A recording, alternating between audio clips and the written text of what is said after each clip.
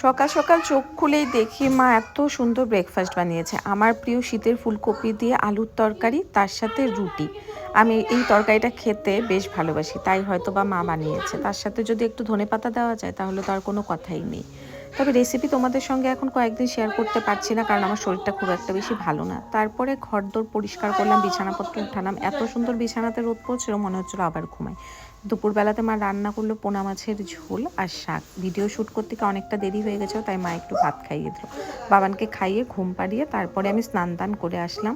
আর স্নান করে আসার পর আর ভাত টাত কিছু খাইনি, তাই সন্ধ্যাবেলাতে একটু তাড়াতাড়ি খিদে পেয়ে গেছিলো, তাই চা আর বিস্কুটই খেয়েছিলাম। কারণ রাতের বেলাতে আজকে আমি আর ভাই বলেছি গরম গরম বাঁধাকপি আর রুটি খাবো।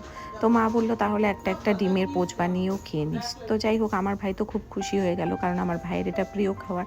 তো শীতের রাতে খাওয়া দাওয়াটা বেশ ভালোই হলো। দেখা হবে তোমাদের সঙ্গে নেক্সট ব্লগে। ভিডিওটা ভালো লাগলে অবশ্যই লাইক করে